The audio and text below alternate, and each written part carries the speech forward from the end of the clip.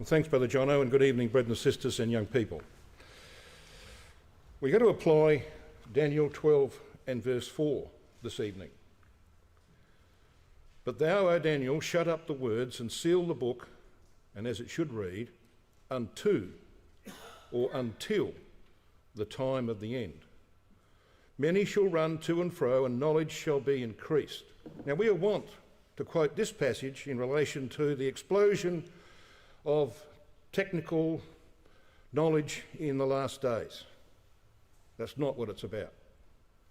Gesenius says of that word in the Hebrew, which is rendered run to and fro, he says that it is used metaphorically in Hebrew to run through a book. That is, to flick the pages of a book. It's obvious what the book is, isn't it? It's the Word of God. And knowledge shall be increased. In other words, at the end of the days, it would become even more obvious than what it's ever been that the time we're living in is the time of the return of Christ. That's what that's saying. It's an encouragement to Daniel, it's an encouragement to you and me. So tonight we're going to indulge in the times and the seasons. We're all familiar with 1 Thessalonians chapter 5, verses 1 to 4, where the apostle says, "But of the times and seasons, brethren, ye have no need that I write unto you, for yourselves know perfectly that the day of the Lord..." Just stop there for a second. What's the day of the Lord? Well, it's the day of Yahweh.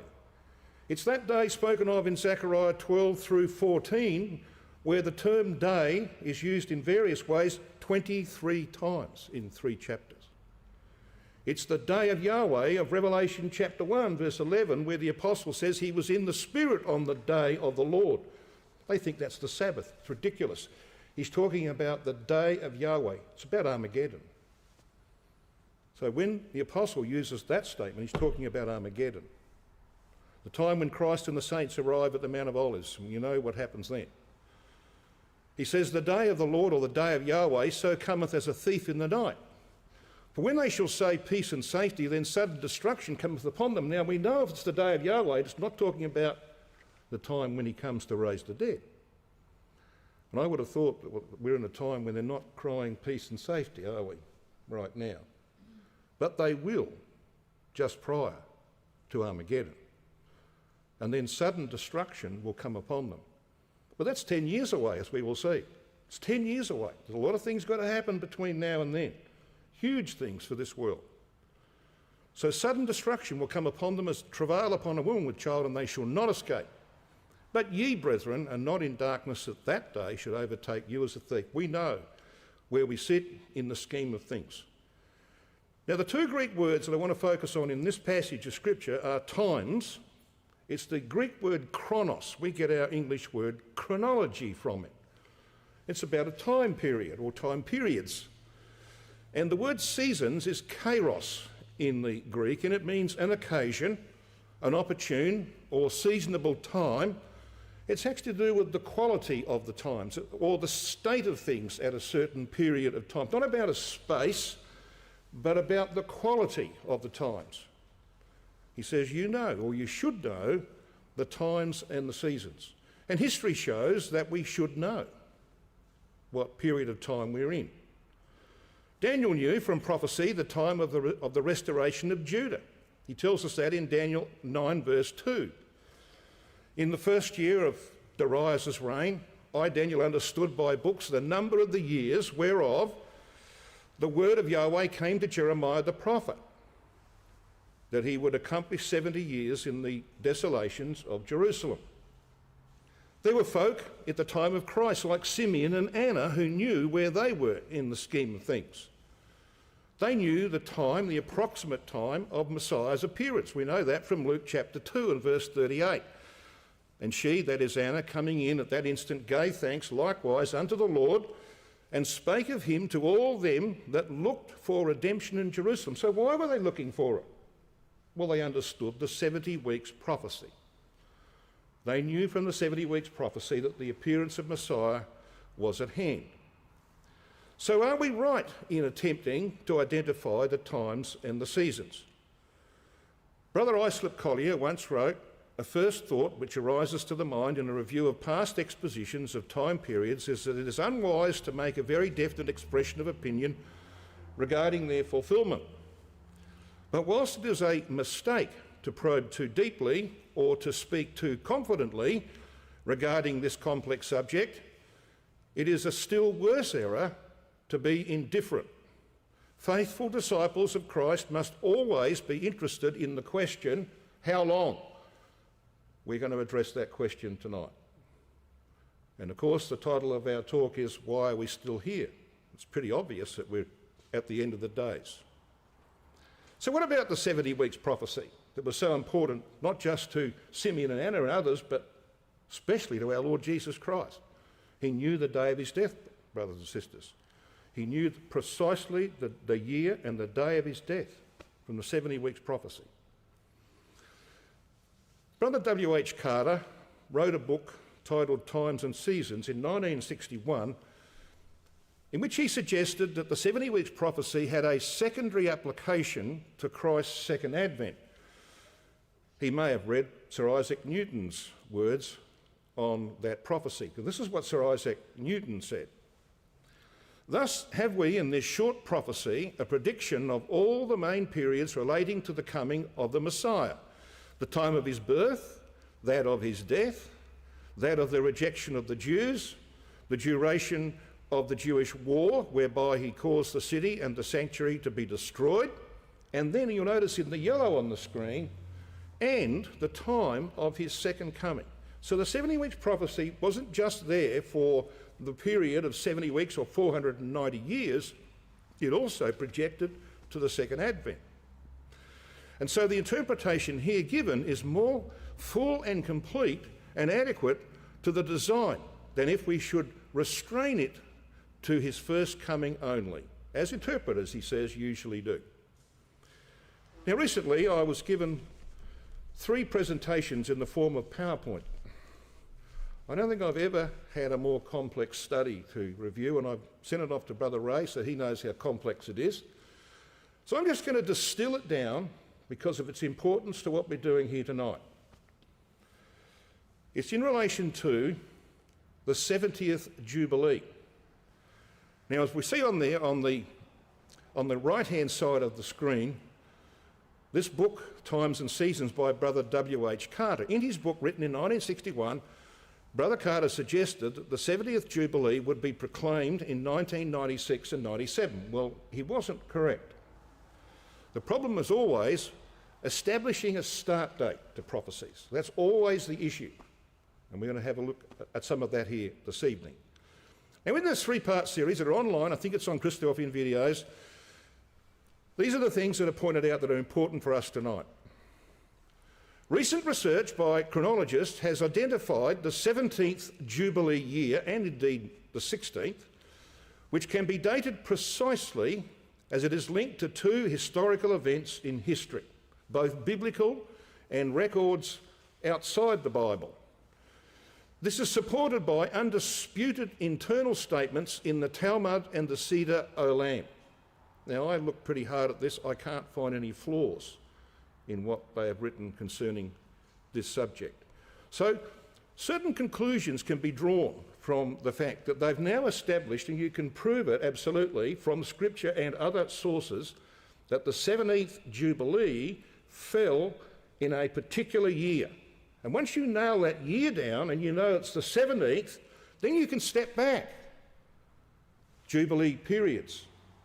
And when you step back, the research establishes that the first Jubilee year was when Israel crossed the Jordan in BC 1406 during a Jubilee that had been declared in Tishrei BC 1407, that is the year preceding. Now that's the first Jubilee period. And if the suggestion is correct, and I think it will be proven correct, the 70th Jubilee is the one that sees the return of Christ to establish the kingdom, in accordance with the principle of the 70 weeks prophecy. So using that year, 1406, the 70th Jubilee would begin in Nisan, or as we more familiarly know it, Abib, 2024, and be declared on the 10th of Tishrei, which of course is the 7th month of the Jewish year, and the 10th day of the 7th month was the Day of Atonement. That is in October. Now, a thing to remember is this: it is stated during the study that rabbis have tinkered with the timing of the Day of Atonement because they didn't want it to fall on a Wednesday or some other days in the week. So, you know, when you look at your Jewish calendar, this year, the Day of Atonement is the 12th of October. Now, if the rabbis have done their fiddling, who knows, it might be a few days out here and there, we don't know. But it's the 12th of October on your calendar, the Day of Atonement this year. If this study is right, the Jubilee year will be proclaimed on that day.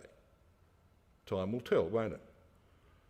I think that's very interesting because, you see, I wasn't aware of that when I first put this talk together in April. Had to be postponed for various reasons. I wasn't aware of this information, but it accords absolutely with what you're now going to hear from the original talk. There are a multitude of times.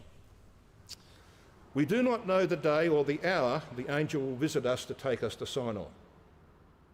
I don't think it's going to be on the Day of Atonement because, you see, that's the day, quite likely, that the resurrection will occur. Brother Thomas thinks it's the first day of the 7th month, by the way. It's volume 2 of Eureka, page 24. You can check that out. He thinks it's the first day of the 7th month. Brother Mansfield, and I agree with him, thinks it's the Day of Atonement. And very good evidence in 1 Thessalonians 4, verse 16 in that regard, which we'll go through, by the way, in our subsequent studies on events surrounding the return of Christ that are coming up. We should know the times and seasons. We don't know the day or the hour, but we must know where we sit in the scheme of things.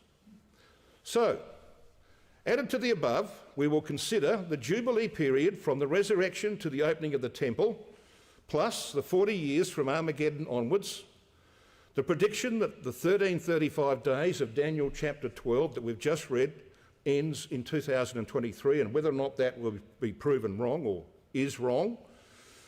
The destruction of the papacy in 2060, and you'll see how important that is, and the big picture of the day for a year on the basis of a day for a year principle.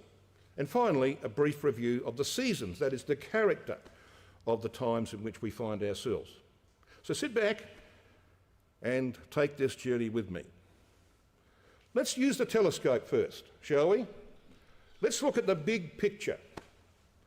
This is what's in front of us, brothers and sisters and young people, the millennium, the 1,000 years, which is, of course, bookended by 2 periods, we believe, of 50 years. We can't prove the latter one, but it has to be a considerable length of time for what we read in Revelation 20. And it's probably going to be the same length of time. God does work in Jubilee periods. We know that. So the first period of 50 years will see the subjugation of the nations, the establishment of the kingdom, Christ's reign over mankind.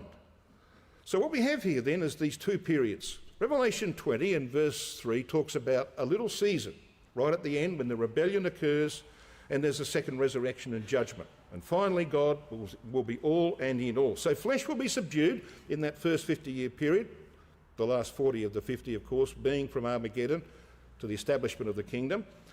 It'll be bound for the bulk of the 1,000 years. Then flesh will be unleashed because Christ will withdraw his authority and his saints from their rule over the nations, and they will rebel in the vast multitude. It will be an almost universal rebellion. There are reasons for that, and we might talk about that later on. And finally, of course, mortal flesh will be eradicated from the earth. So there's the big picture. Now, I want to focus initially on this Jubilee period up front here. And I want to take you to the prophecy of Ezekiel, not far from where we are in Daniel, to chapter 1 of Ezekiel. We're going to very quickly review what Brother Sully presents in chapter 2 of his work on the temple of Ezekiel's prophecy. So come with me to Ezekiel chapter 1 and the first 2 verses of this book. Ezekiel 1 verse 1 says, "Now it came to pass in the 30th year," stop. There are those who say, well, Ezekiel was a priest, and he was, So therefore, because priests began their work, their ministry, when they were aged 30, that's when they began, this must be a reference to his age. It's not. And the reason it's not is because there are two time periods given, all right? Two distinct time periods, and they refer to the same period of time. So it came to pass in the 30th year, in the 4th month, in the 5th day of the month, as I was among the captives by the river of Chebar, that the heavens were open and I saw visions of mighty ones. In other words, he saw the saints in the kingdom. And what follows, of course, is the cherubim, isn't it? In chapter 1. Christ and the saints in their glory. But look at verse 2. This 30th year he refers to is the 5th day of the month, which was the 5th year of King Jehoiachin's captivity. So here on the screen we've got a very important time period. We've got Jehoiachin's captivity. It occurs here. Just after, of course, Jehoiakim was killed by Nebuchadnezzar and his body cast out like a burial of an ass. 3 months later, Jehoiachin was taken into captivity. So this is the time period that Ezekiel is talking about in Ezekiel 1 verses 1 and 2. And he says that he's in the 5th year. So we've got Jehoiachin's captivity, and 5 years beyond it is when we have Ezekiel chapter 1 verses 1 and 2. So go back 30 years. You come to the 18th year of King Josiah, the most important year of that man's life. They found the book of the law. They held the greatest Passover according to law in history. It was the time when his destiny was determined. He sent the delegation to hold of the prophetess. It came back with a message. You're wasting your time, Josiah, but I'm going to be very merciful to you. I'm going to kill you. And 13 years later, he was dead. All right? So it was the time when destinies were determined. It is also said by historians that the 18th year of Josiah was a jubilee year. Okay? A very important year. So, come now to Ezekiel chapter 40. Now you all know that Ezekiel 40 to 48 is about the temple, not being built, but completed. Because Ezekiel actually sees, as he's walked around this temple as though it was there, he would have sworn it was there, as he's walked around this temple, he actually sees sacrifices being prepared. And you can read that for yourself in Ezekiel chapter 40, if you have a look at verse, let's just say verse 43. If you read the two preceding verses, it leads into it. But verse 43 of Ezekiel 40 says, "And within were hooks and an hand broad fastened round about, and upon the tables was the flesh of the offering." So this house is not being built. When he saw it, it was finished. It was about now to go into operation. This was the inauguration of this house. And he's being walked around it as a representative of the whole bride of Christ. That's what he is, the representative of the whole body of Christ, the bride of Christ, who will be there with him in that day. Fabulous prophecy. But we're not going to deal with that. We're just here for one reason. The time when it happened. Look at verse 1. Ezekiel 40 verse 1. "In the 25th year of our captivity," what captivity is that? Jehoiachin's captivity. He begins the book in the 5th year of that captivity. What have we now got? We've got the 20th, 20 years beyond that. He says there it is the 25th. Okay, so what we have here is two endpoints, a beginning and an end point. So we've got bookends. We've got the 18th year of Josiah when destinies are determined, evidently a jubilee year. We've got the opening of the temple for service, right? A time when destinies are determined 50 years before leads to the bride being walked around the house. Got a picture? So what's it telling us? God works in jubilee periods. It's also telling us that there will be a 50-year period from the time when destinies are determined, the resurrection and the judgment seat of Christ, to the operation, the full operation of that house. Now, you know, we could spend a lot of time on that. If you want to follow up on that, read chapter 2 of the Temple of Ezekiel's prophecy. It's all there. The information is at hand. So let's just accept that that's correct. I believe it is correct. It will be proven to be correct in time. We can divide this period up. For there is a 40-year period of judgments from Armageddon to the full establishment of the kingdom. Brother Thomas makes mention of this in Eureka Volume 1, page 187, where he says a period of 40 years in which some of the most important events of the apocalypse are to be transacted. And to add to that, talking about the little scroll in the hand of the rainbowed angel, he says a scroll extended gives us the idea of length, and this is representative of time. A little scroll is a short time in which things written therein are to be accomplished. A period, say, of 40 years, according to the testimony of Micah chapter 7, verses 14 to 17. Now, I haven't got time to take you there, but if you go to Micah chapter 7, it tells you that the second Exodus will be the same length as the first Exodus. That's the clear message of Micah chapter 7, verses 14 to 17. So, the Exodus that Elijah will lead, the second Exodus, will be the same length as the one that Moses led. Got a picture? Now it's going to get harder. Now, I haven't seen the eyes glaze over yet, but it's probably getting close. But stay with me, because we're now going to try and demonstrate that there will be a 40-year period, not just from Micah 7, but from Revelation 14. So come along to Revelation chapter 14.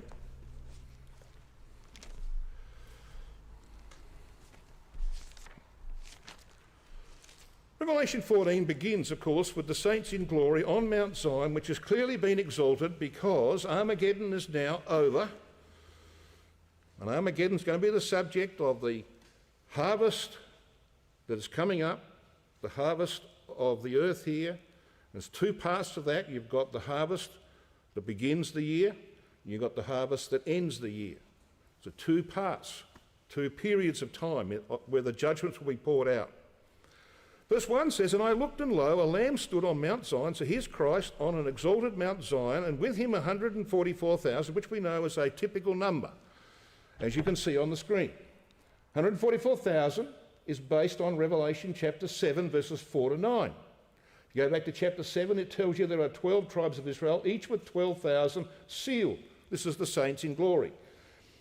To Jews, 1,000 represented a family. You can prove that for yourself by looking at Rotherham's translation of Judges chapter 6 and verse 15, where the word that is used in the Hebrew is 1,000. Yet when we read the English, it says, "My family is the least in Manasseh." This is the words of Gideon. He actually said, "My 1,000 is the least in Manasseh," because to a Jew, father, Abba, number one, the first word in the Hebrew dictionary, Abba, all right, he has a family. By the time he's finished, he's got 1,000. There are some families like that in Christadelphia that end up with 1,000. Okay, that's what the Hebrew mind said. 1,000 represents a family. So when you've got 144, which is 12 times 12, you have the family of Israel. 12 is the number of Israel, isn't it? And what is used here is the square root principle. Now, way back in 1990, when I did these studies in Canada, a young brother was sitting there.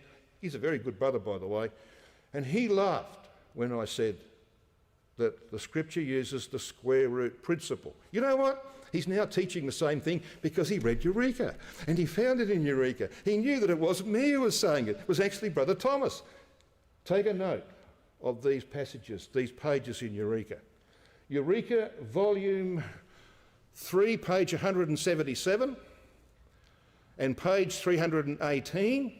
This is the Logos edition, the brown-covered Eurekas. And volume 5, page 18 and pages 75 to 76. And you'll find that Brother Thomas deals with the square root principle. So 12 times 12, 12 is the number of Israel, 12 times 12 is a square root, isn't it? 144.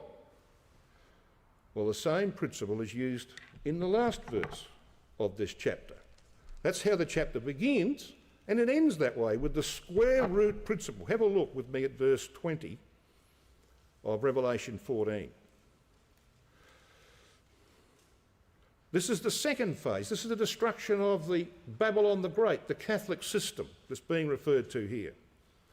"And the winepress was trodden without the city, and blood came out of the winepress, even under the horse bridles," which is a lot of blood, "by the space of 1,600 furlongs." Now, this is not a reference to a lineal measurement. This is a reference to a period of time. By the space, it's not a reference to length of kilometres or miles, but to a period of time. So 1,600 furlongs, okay? The length or period of the bloodshed involved in treading the winepress of the wrath of God, because it begins shortly after the events of Armageddon. And so 1,600, using the square root principle, is 40 times 40. Represents a period of 40 years of divine judgment from Armageddon to the full establishment of the kingdom. You got any eyes glazed over yet? No, I think some of you are getting it. Okay? If this is new to you, this is the first time, I can understand where you are. I was there once too. All right? A lot of people were there once too. But if you focus and you read and you study and you consider and you ruminate, you'll get it in time. So when you take what we've considered and put it into a chart form of the 50-year period, the Jubilee period, it begins with the resurrection of the dead on the Day of Atonement, we believe, and it ends with the full establishment of the kingdom, the temple open for service, and Christ in that inaugural ceremony walking his bride around the house. So you've got a 50-year period. Now you'll see the red line, the vertical line here, which refers to Armageddon, which is 10 years after the resurrection of the dead, because you've got a 40-year period of judgment. So if you've got 50 and you've got 40 at the back end, you've got 10 up front. Now I know some people think, oh, do you need 10 years? Brother Thomas says God is not in a hurry. He's not like you and me. We're finite creatures, aren't we? God is not in a hurry. He knows what he's doing. He knows how long it's going to take, and he's pre-planned it. And it will be, I believe, 10 years. Got a picture? Now, I'm not going to go into all the details. We know, of course, that the marriage of the Lamb occurs 1 year after the resurrection of the dead, because that's how long the judgment seat lasts, and we'll prove that in our subsequent study, God willing. But the marriage supper of the Lamb comes a lot later, right up to the end here, because that won't happen until Catholicism, the false bride of Christ, claiming to be the bride of Christ, is shown for what she is. That's Revelation 19. And when she's exposed for what she is, then Christ can reveal his bride to the world. That's why Zechariah 14 says that the bright ones draw in. Their glory is not seen by the world. They draw in. Again, if you read Eureka, you'll find an exposition of Zechariah chapter 14, verses 6 to 8. Got a picture then? Okay. Let's get down to tin tacks. We've got our foundations. Let's now consider how this refers to where we sit in the scheme of things. Now, this was the first thing I was going to talk about in the original study. The prediction that 2023 might be the year of Christ's return. Now, I want you to come back to Daniel chapter 12 with me, please.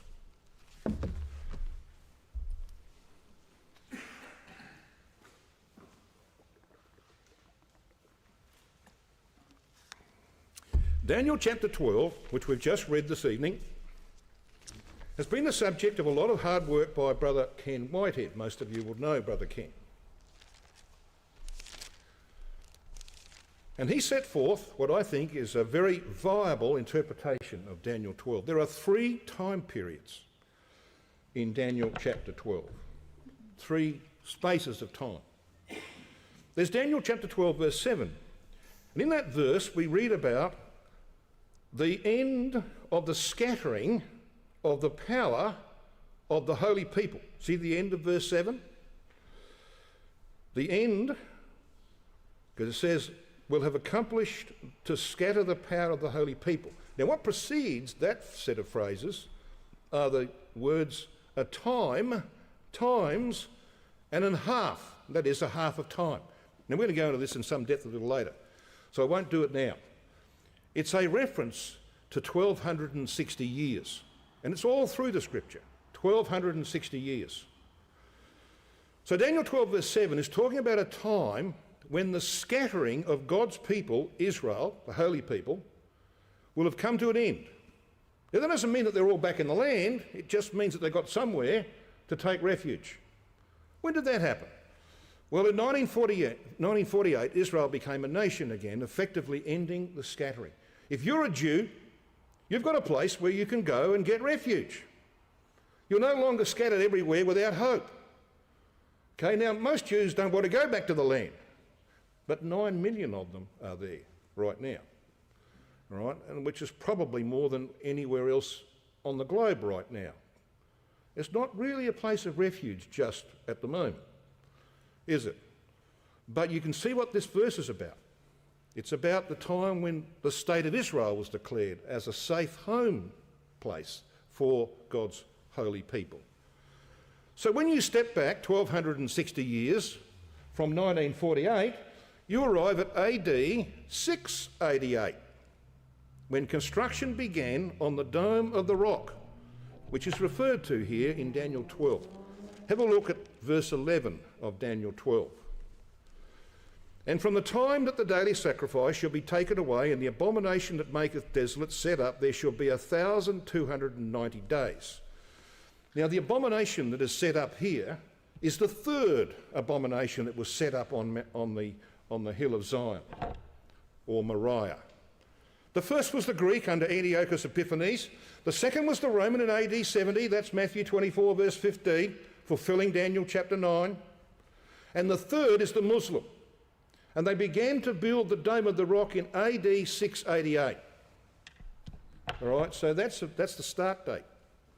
And if you use that same start date for all three time periods, we just read about 1290 at the end of verse 11, 1290 from 688 lobs on 1978. So what was significant about that year? Well, not much if you read contemporary history. But Brother Ken discovered in his research that something very important happened in 1978. President Anwar Sadat of Egypt declared publicly, internationally, he declared that the Temple Mount in Jerusalem would be open to all people, including the Jews. Now, it didn't actually happen because he was assassinated 3 years later. He didn't get to see the fulfilment of what he said should happen. But that was a declaration that the Jews would have access to the Temple Mount. Okay, so that's the second time period of Daniel 12. What about the third one in verse 12? Blessed is he that waiteth and cometh to the 1,305 and 30 days.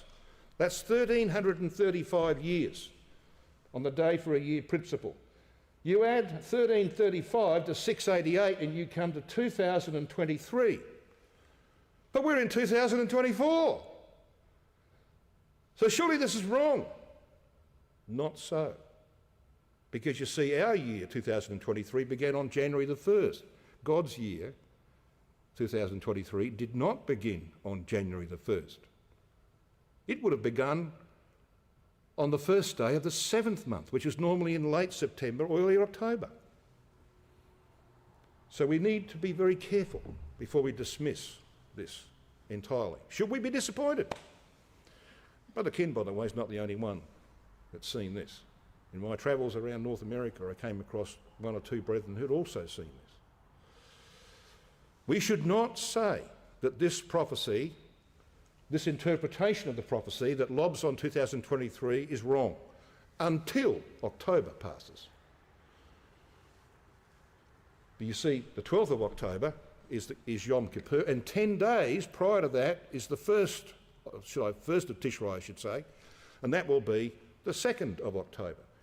So I'm not giving up on this until the 2nd of October, because it's God's year. God does not use, brothers and sisters and young people, he does not use the Gregorian calendar. You know why it's called the Gregorian calendar? Because it was created by Pope Gregory the 13th. God doesn't use papal calendars. We do. We've got no choice. But God doesn't. Israel's religious year begins with Abib, or Nisan, which is in March, April normally. And their civil year begins in the 7th month, Tishrei, which is normally late September, early October. And if the brethren are right on the dates, we may be removed sometime later this year. Now, I spoke to Brother Ken about this, and he obviously was a little disappointed that this hadn't turned out. But you know, what do you do when this doesn't turn out as you thought it might? Well, you sharpen the pencil. And that's what he did. He sharpened the pencil. He referred me to verse 13 of Daniel 12, where it says, "But go thou thy way till the end be, for thou shalt rest and stand in thy lot at the end of the days." So he looked at that word end. And Strong's Concordance says of the word end, katis, that it means, it's contracted from Hebrews 7112 in his concordance, means an extremity. Adverbially, with prepositional prefix, it means after or afterwards. And the word occurs 67 times in the Old Testament. It is translated after 9 times in the King James, in those references you can see on the screen. So he said, well, look, it's not telling Daniel he's going to be glorified in the year 1335 after 688, but in the time afterwards. And that has to be the case, brothers and sisters.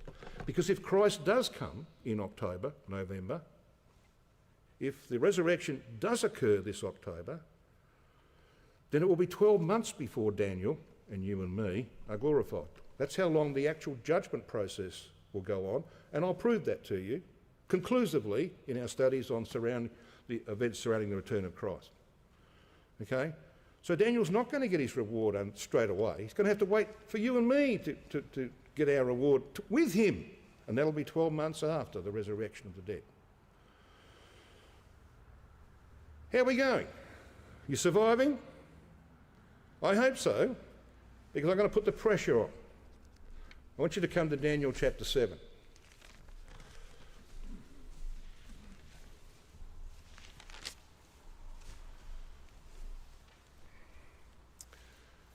We're now going to have a look at why Sir Isaac Newton put a note alongside of Daniel 7 and verse 25 in his Bible that 2060, that is 2060, will be the year of the termination, the destruction of the papal system and the empire that supports him. Do I need to repeat that? Well, you'll see what he says a little later. So Daniel chapter 7 and verse 8 is where we will start. Now we know that the 4 empires are set out in the earlier verses 1 to 7. Then you come to verse 8, and it says this about the 4th empire. It says, "I considered the horns," so there were 10 horns on its head. You can see them there. 10 horns. Well, in fact, there's not 10 because 3 of them are plucked up and replaced by a slightly bigger horn, although it's called a little horn. In verse 8 it says, "I considered the horns, and beheld there came up among them another little horn, before whom there were 3 of the first horns plucked up by the roots, and behold, in this horn were eyes like the eyes of man, and a mouth speaking great things." Well, of course, the reference here, you've got the eyes like the eyes of a man, is the Holy See. Not C-S-E-A, like the water, the sea, but S-E-E, you know, with your eyes. Because there are Catholic priests everywhere. The Pope knows everything that's going on in the world because he's got his priests reporting to him, all right? And he issues what they call encyclicals. And those encyclicals are said to be, he is unquestionable. When he speaks ex cathedra, he's speaking as though he was God on earth. The unfortunate part about it is encyclicals contradict each other, but anyway, we won't go into that. So he's got eyes like the eyes of a man, the priesthood, and an encyclical mouth. He changes times and seasons. That's why there's a Gregorian calendar. He created it. Got a bit of a picture of the actual imagery. We've got the head of the Roman Empire, the 4th beast. It's got 10 horns, 3 of them are ripped up, and there comes up a little horn in their place. What's that about? Well, it's about the development of the Holy Roman Empire. That's what it's about. Now, many of you have seen this chart before. This is the pattern of Roman Catholic resistance to Christ for 40 years after Armageddon. So bear in mind that when we say the return of Christ here on the left-hand side, and immediately above that is Armageddon, we're not talking about Christ returning to raise the dead. That happens 10 years prior. We're talking about Christ and the saints arriving at the Mount of Olives. That's when, of course, the judgments begin. That will cause the Catholic system a huge problem, a terrific blow. But that won't destroy them. Psalm 2 says that they will club together and they will rebel against the rule of Christ. And that'll go on for 10 years while the saints are out proclaiming that the hour of judgment is coming. Okay? So in Revelation 14 verse 8 we have the destruction of Rome. Read it carefully. Rome is destroyed 10 years after Armageddon. Because the saints' message is that the hour of judgment is come. And an hour in the Bible, you can prove it biblically and historically and numerically, is 30 years. It's 30 years. So they're proclaiming in this period after Armageddon for 10 years that the hour of his judgment is coming. Starts with the destruction of Rome and goes on for the balance of that 40 years of judgment.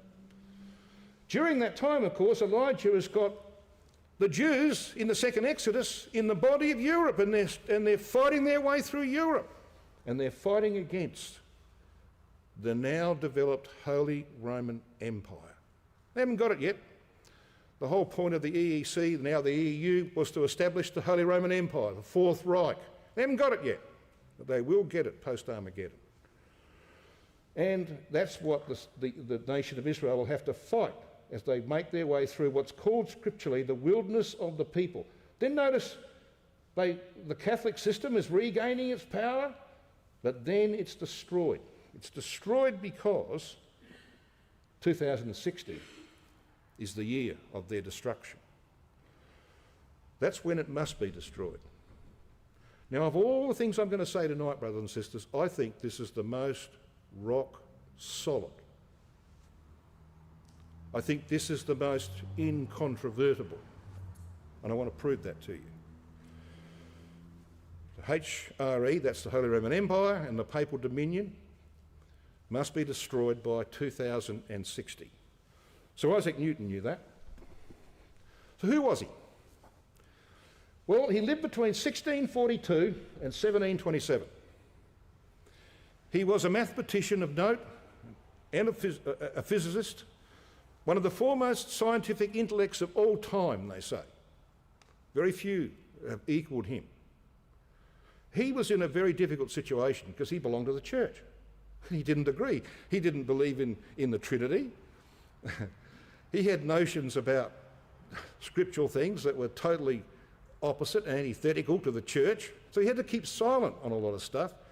But he did put a note alongside Daniel 7, verse 25 in his Bible. 2060, the destruction of the papacy. Now, why didn't Brother Thomas understand that, do you think? Why don't you read that in his writings? Well, because he thought Christ was coming in 1868. Do you think he wouldn't have looked at it? Yes, of course he would. And he would have found what Sir Isaac Newton found, that the date of the destruction of papacy was 2060, and he just could not see how that could possibly be the case. So you don't read anything about it in his writings. And I've read most of it. You don't find it. But we're now in 2024. Brother Thomas would be rolling over in his grave, wouldn't he? So, why is this important? His private papers, of course, were kept secret for fear of the church. It's important because of that times and a dividing of time. If you're in Daniel 7, have a look at verse 25. This is what it says. And he shall speak, this is that little horn of verse 8, he shall speak great words against the Most High and shall wear out the saints of the Most High. Now, when you read saints of the Most High, you're not talking just about Christadelphians. You're talking about all the opposition to the Catholic system down through the ages. If you want to have a reference to the Christadelphians, you'll find them in verse 27.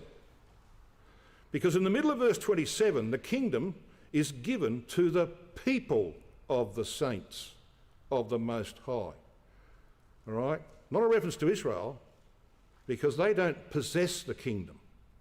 Christ and the saints possess the kingdom.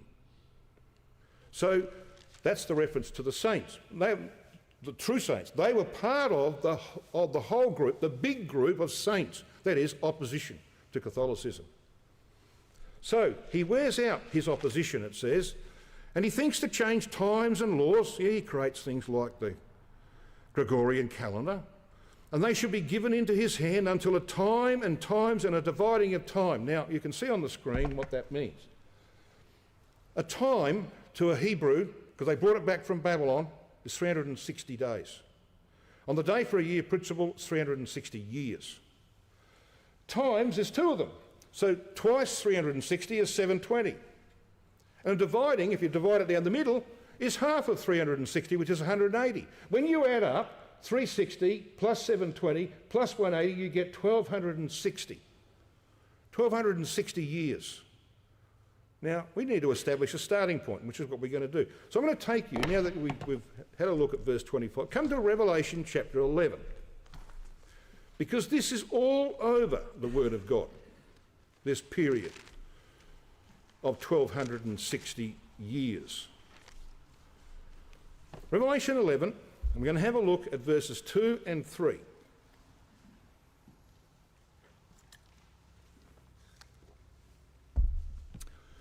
In verse 1, there's reference to a rod. It's the rod of persecution that would be applied to the true ecclesia.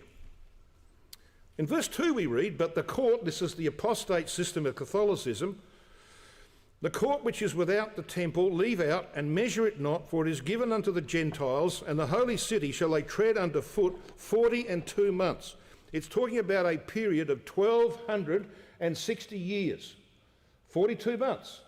It's from the decree of focus that granted the papacy temporal or political power, and those decrees were issued between AD 608 and 610.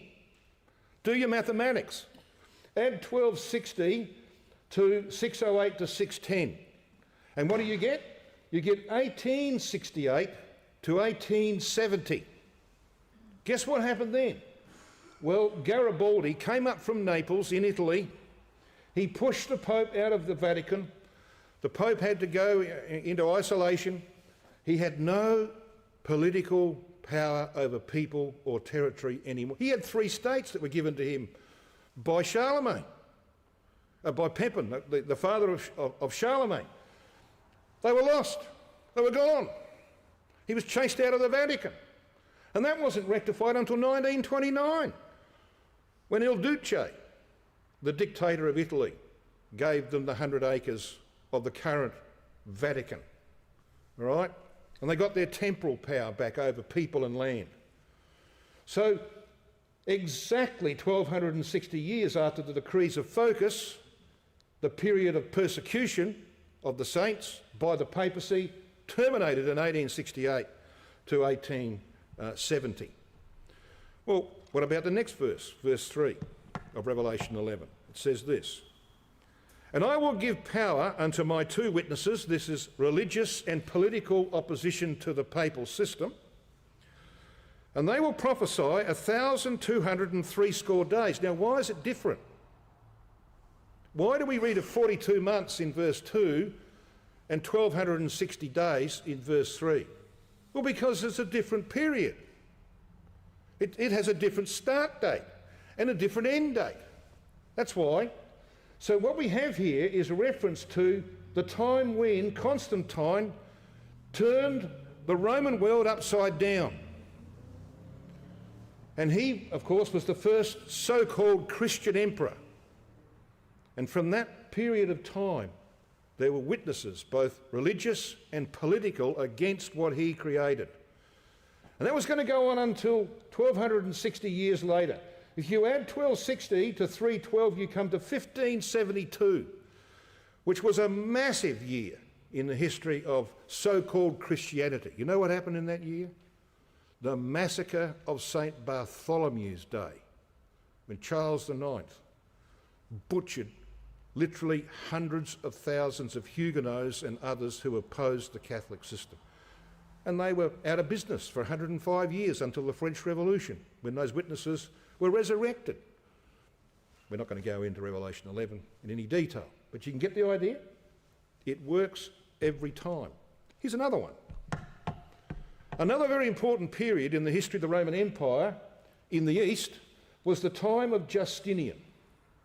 Justinian issued what they call decretals or decrees between AD 529 and 533. Add your 1260 to those two dates. And you come to 1789 and 1793. Guess what?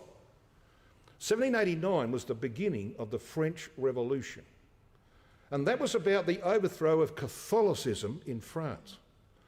And by 1793, you could not find a priest in France. They were either fled or their heads had been chopped off by a guillotine. And all of the church property had been seconded by the revolution. Catholicism was out of business in France, the so-called elder son of the church. Get a picture? It always works. It's never failed, and it won't fail again.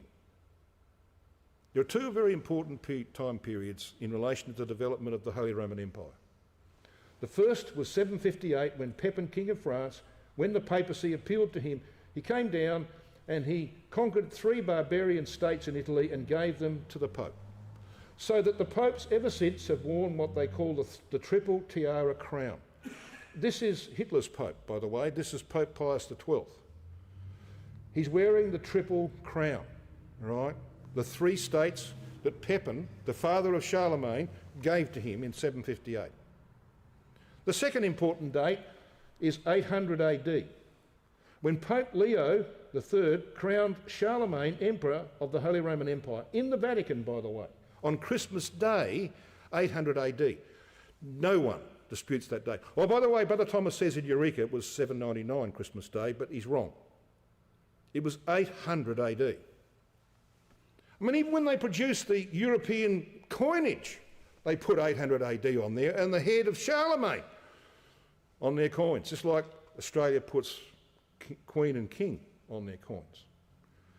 800 AD. Do your maths. Add 1260 to 800. When do you get to? 2060. 2060. Yeah, that's the year of the destruction of the papacy and the empire that supports it. I want you to come to Revelation chapter 19. We're not too far away, at least not in my... I'm in chapter 14 still. Revelation 19, there are 2 very important verses here. Verse 20. And the beast, Brother Thomas rightly says in Eureka that that beast is the redeveloped Holy Roman Empire. He's quite right. You can look that up in Eureka. I can give you, if you come and see me, I can give you the page numbers.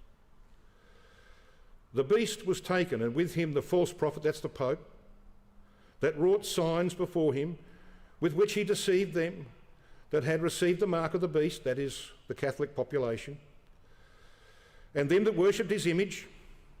These both, that is the empire that supports him and the papacy, these both were cast alive into a lake of fire burning with brimstone. What that means biblically is finito, total destruction. But look at the next verse, verse 21. And the remnant was slain with the sword of him that sat upon the horse, that's Christ. Take that back to verse 11. Which sword proceeded out of his mouth, and all the fowls were filled with their flesh. The fowls here is a reference to the nations who have already submitted to Christ. They're involved in the consumption of the remaining Catholics. Now, you can destroy an empire, you can destroy a papal system. That doesn't mean you've destroyed all Catholics, does it? So they're going to last quite a lot longer. And I'm going to start making your mind really work now, brothers and sisters. Because on the basis of what we've said, we're going to talk about the possible outcomes of Daniel 7, verse 25. And I've had to sharpen my pencil. I could see that there's a little bit of activity. I'm going to sharpen the pencil. Now, I'm giving you time to absorb this chart. Notice it's very similar to what we've already considered. You've got the resurrection of the dead on the left-hand side. You've got over here the bride walked around the house, okay? Everything I've said strongly suggests to me that we're in the year. That we're in the year of the resurrection. Now, you can argue with me if you like, but you're going to have to overturn what we've said scripturally about this. I think we're in the year. I don't know the day or the hour, and if we get into 2025, I will apologise and say I had it all wrong. I've had it wrong before. But I don't think I'm wrong this time. But you've got 7 months, haven't you, Jim, in the year? Yeah. A little bit of extra time. So what we've got is 50 years from the resurrection to the walking of the bride around the house. Got that? So let's just take, for the scenario's sake, that this is the year, 2024. Add your 50. Where are we? 2074. We've got 2060 with the papacy and the Holy Roman Empire is destroyed. I don't think that's a movable date, by the way. History tells you it's not a movable date. Nobody disputes that 800 AD was the time when Charlemagne became the head of the Holy Roman Empire. That's when it began. I mean, he'd been king of France since 785.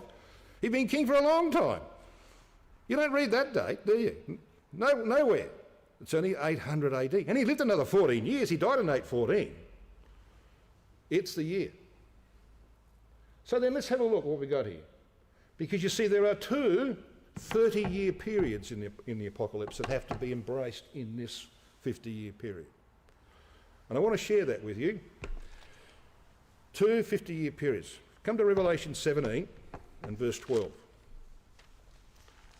Now, there was a time when I thought that these two 30-year periods had the same start date. I don't think that anymore. You know, sometimes you realise you've been a donkey. You haven't been reading it carefully enough. In Revelation 17 and verse 12, we read this. This is about the Catholic system. And it's got 10 horns on its head, this beast. And the 10 horns which thou sawest are 10 kings which have received no kingdom as yet, but received power as kings 1 hour with the beast. And as I said, you can prove quite easily that the hour there is 30 years. So when do they get that power? And when does it terminate? Because it goes on to say in verse 14 that they fight against Christ and the saints, they are destroyed. So it terminates, obviously, when they come to 2060, when the papacy is destroyed.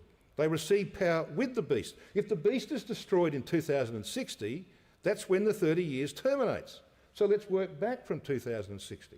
Where do we come to? 2030. You see, for them to acquire their power, to be ready to fight against Christ, they have to have a time period to develop. They have to be given their kingdom. It's going to happen, I believe, 3 years before Armageddon, in 2030. And then it's terminated 30 years later. So that's your first period of 30 years. There's a second one.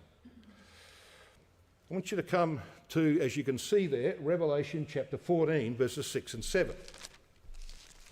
So when does this one begin?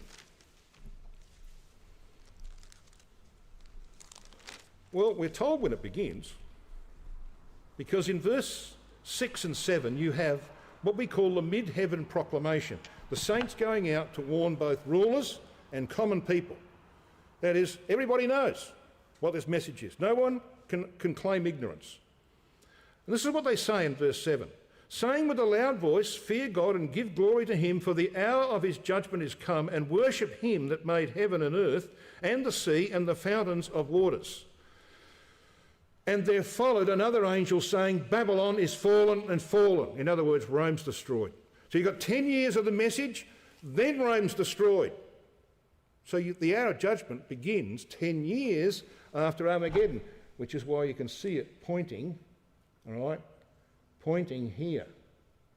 Begins 10 years after Armageddon, and I'm suggesting Armageddon is 2034. 2044 ends 30 years later in 2074 with the destruction of all opposition of the Catholics against Christ. How are you going? Well, I'm going to ease your mind. I'm going to give you a break. I'm going to go to simplicity. I'm going to go to a very simple passage. 2 Peter 3 verse 8. But beloved, be not ignorant of this one thing, that one day is with the Lord as 1,000 years, and 1,000 years as one day. Yeah, that's great. It could be very exact. In John 4:39 to 40, Jesus remained 2 days with the Samaritans, preaching the gospel to Gentiles. 2 days. Why did he do that? Because there'd be 2,000 years from that time that he converted the woman of Samaria to the time when the fullness of the Gentiles would have come in. And recent research has questioned the validity that Herod died in 4 BC. It's now demonstrated, they actually found stuff that proves it, that it was in 1 BC that he died, which was the year, of course, of Christ's birth. And if you take the 2000 from that time, you come, it's coincidental. You come to 2024. Now, I know that time's gone, brothers and sisters. If you want to leave now, you can leave. I just need a few more minutes, if you don't mind. I'm going to take you back to Daniel Daniel 12 and verses 1 and 2.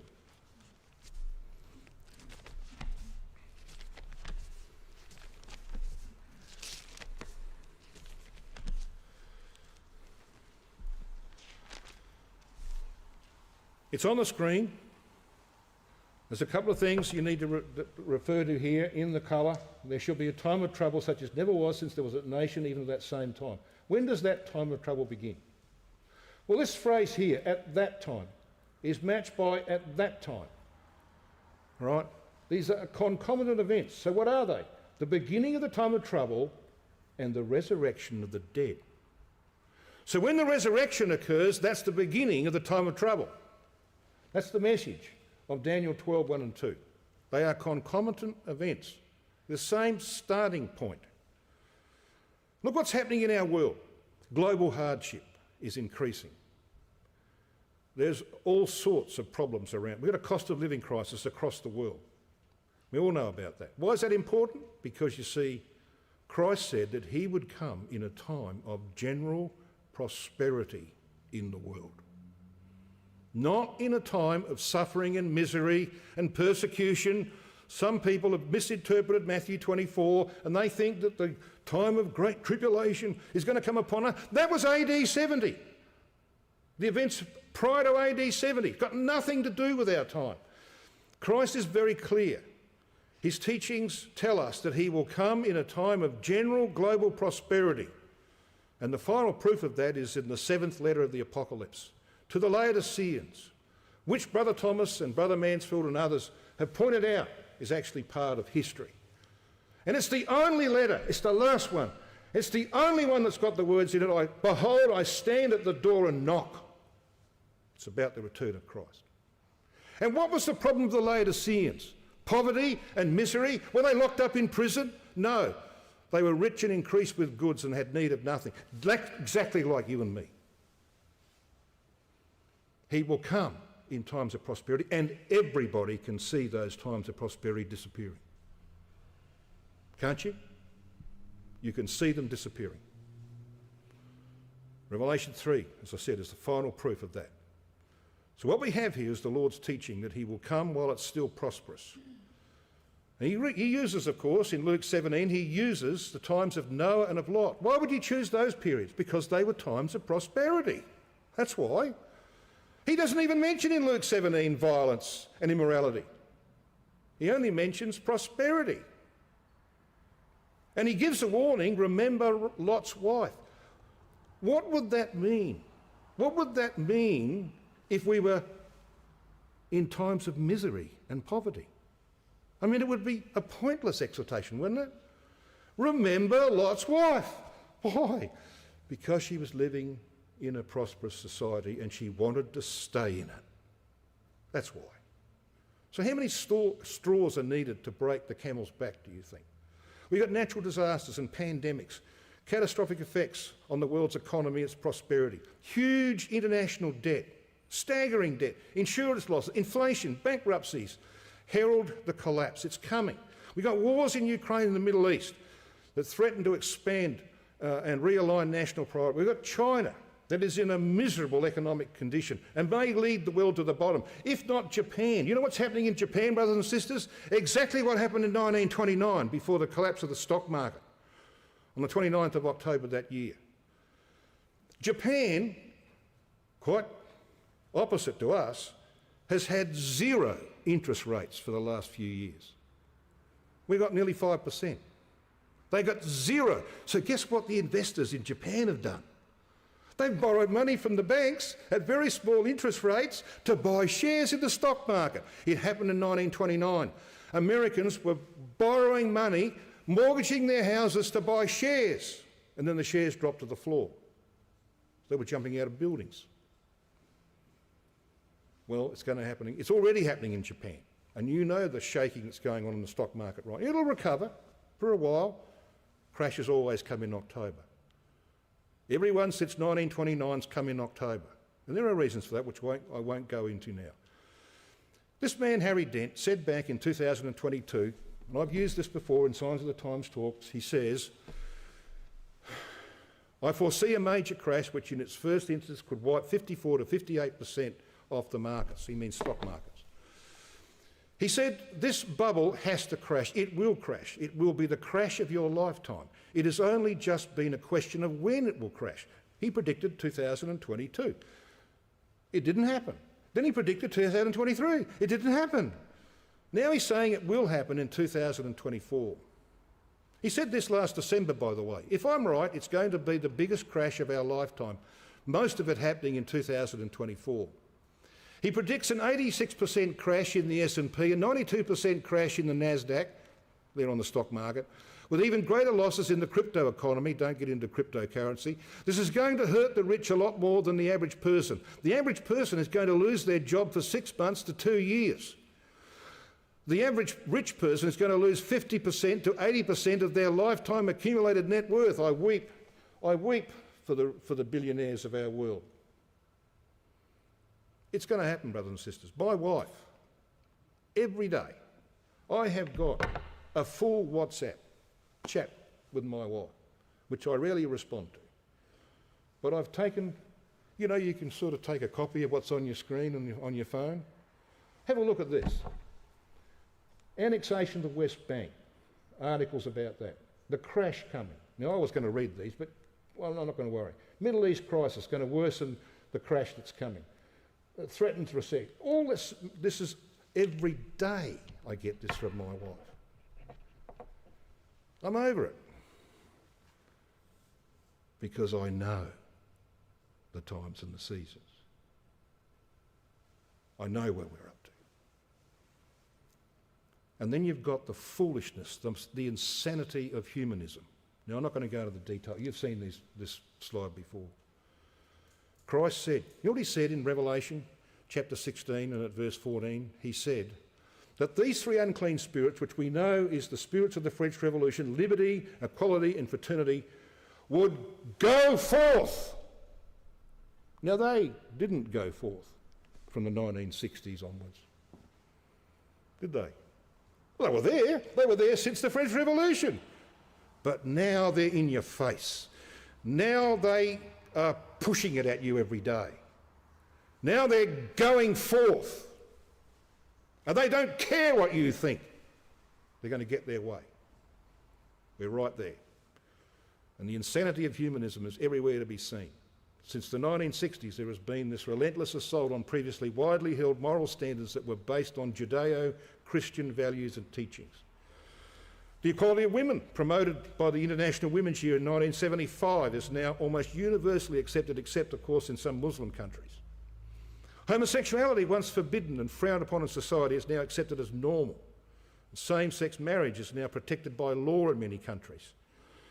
Humanism has reached its maturity, brothers and sisters. You're getting pushback. You're the ordinary man in the street starting to think, This is ridiculous. And you're getting pushback. Now, latest insanity is the liberty given to children to determine their own sex.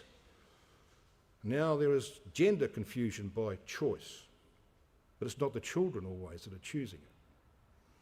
So sex change operations are now accepted as a human right. Brought confusion to the sports world, as we found out this last week or so. Now in some school classrooms there is a tray of kitty litter for children who identify as cats. And toilets, as we found out in Seattle, in the airport, toilets are now gender neutral.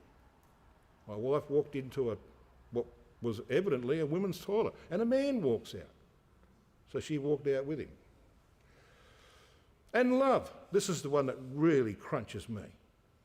Love is said to trump God's laws about things that are an abomination to him. You love another male, if you're a male, you love or a female, that trumps any law of God. Really? Surely their iniquity is full. Someone sent me this from America. These are the organisations in America who are offering to do transgender operations on 2, 3 and 4-year-olds. I've got a quotation over here we've been reading in Jeremiah. Also in thy skirts, he says of his people, is found the blood of the souls of the poor innocents. There's a few of them around nowadays. And we're seeing, brothers and sisters, anger all over our world, are we not?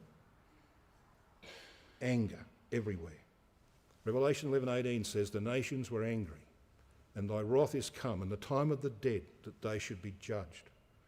And that thou shouldest give reward unto thy servants the prophets, and to the saints, and to them that fear thy name, and shouldest destroy them which destroy the earth. We have a need for patience. 2 Peter 3:14.